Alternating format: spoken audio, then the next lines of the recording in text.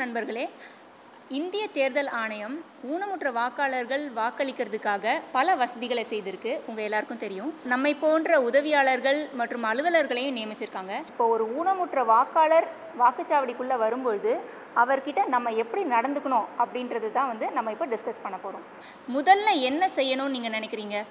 வாக்குச்சாவடிக்குள்ளே ஊனமுற்ற வாக்காளர் நுழையும் பொழுது சம மரியாதையோடு அவரை வரவேற்று நம்மளை இன்ட்ரடியூஸ் பண்ணிக்கணும். அதாவது அறிமுகப்படுத்திட்டு அவருக்கு உதவணுமான்னு கேட்கணும்.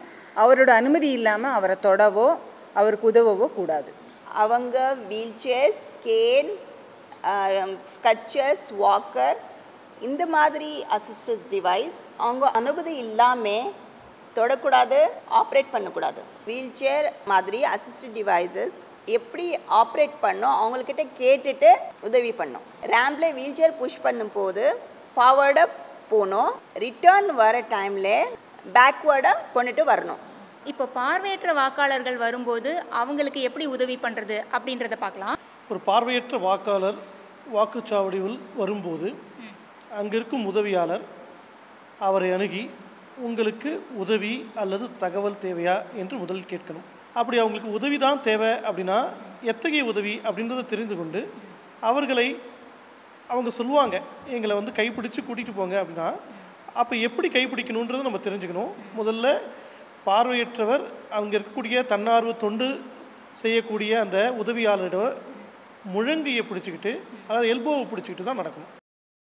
அப்படி அவருக்கு அந்த உதவி தேவையில்லை, எங்களுக்கு தகவல் தான் தேவை, அந்த வழி எத்தகையது அப்படின்றத கேட்கும் பட்சத்தில் அந்த உதவியாளர் அந்த இருக்கக்கூடிய அந்த சூழலை நேர போய் வலது பக்கம் திரும்பணும் இல்லது இடது பக்கம் திரும்பணுன்ற வழிகாட்டுதல் மட்டும் செய்தால் போதும். காது கேட்காதவர்கள் இல்லைன்னா கொஞ்சம் காது கம்மியாக கேட்குறவங்க வரும்பொழுது அவங்களுக்கு எப்படி நம்ம உதவி செய்யறது அப்படின்றத பார்க்கலாம். காது கேட்காத வாக்காளர் வரும்பொழுது அவங்கள நேராக பார்த்து பேசணும், மெதுவாகவும் தெளிவாகவும் பேசணும். பல பேர் நாம் எப்படி உதட்ட அசைக்கிறோமோ அதை வச்சு தகவலை புரிஞ்சுக்குவாங்க. அதே மாதிரியே அவங்களுக்கு சைகை மொழி தெரியும் அப்படின்னா சைன் லாங்குவேஜ், நம்ம உதவியாளர்கள் குழுவில் யாருக்கு சைன் லாங்குவேஜ் ட்ரைனிங் எடுத்திருக்காங்களோ அந்த உதவியாளரை கூப்பிட்டு நம்ம அவங்கக்கிட்ட பேசலாம்.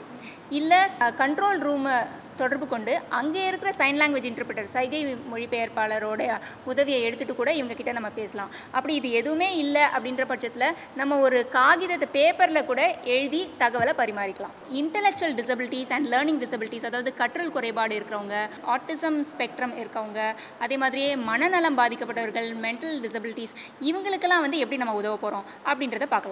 இத்தகைய வாக்காளர்களுக்கு நாம் முதல்ல தெளிவாகவும் நிதானமாகவும் ரொம்ப ஈஸியாக புரியக்கூடிய வார்த்தைகளை பயன்படுத்தி அவங்களோட முதல்ல பேசணும். அதை ரொம்ப முக்கியமாக அவங்களுக்கு எளிமையாக புரியக்கூடிய அளவில் இருக்கக்கூடிய விளக்கப்படங்களை வச்சு பேசினா இன்னும் ரொம்ப எளிமையாக இருக்கும்.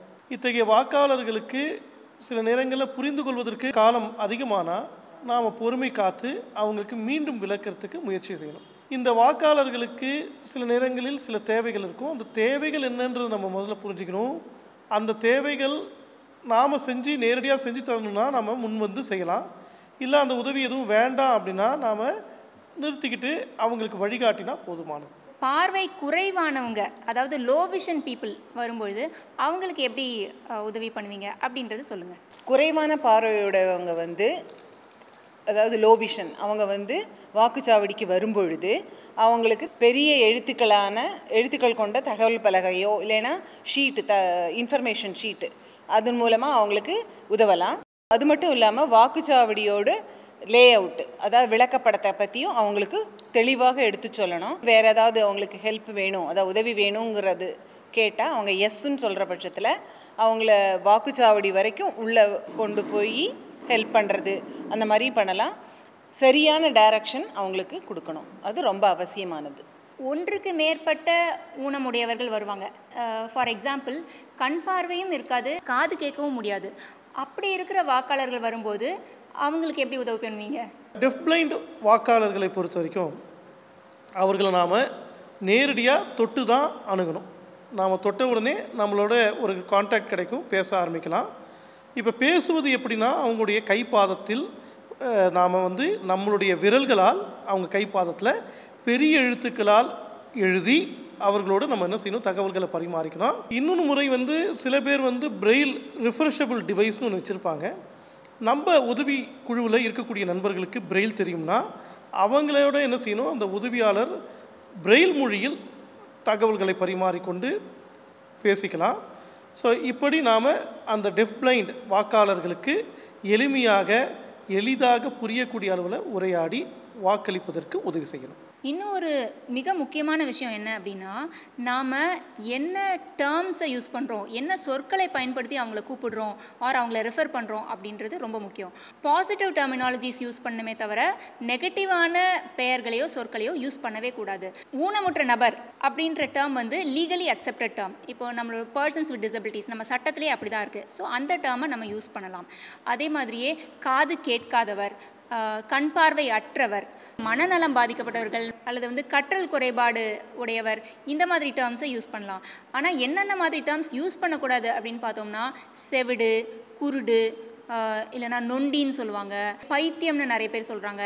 இந்த மாதிரியான நெகட்டிவ் வேர்ட்ஸை வந்து யூஸ் பண்ணவே கூடாது. இது வரைக்கும் பல வகையான ஊனமுற்ற நபர்கள் வரும்பொழுது அந்த வாக்காளர்களுக்கு எப்படி உதவி செய்யணும் அப்படின்றத பார்த்தோம். இறுதியாக எந்த ஊனமுற்ற வாக்காளர் வரும்போதும் அவங்களுக்கு நாம் என்னென்ன முக்கியமாக செய்யணும் அப்படின்றத நம்ம பார்க்கலாம். ஃபஸ்ட்டு அவங்கள நம்ம இன்ட்ரடியூஸ் பண்ணோம், அவங்கள நேராக பார்த்து பேசணும்.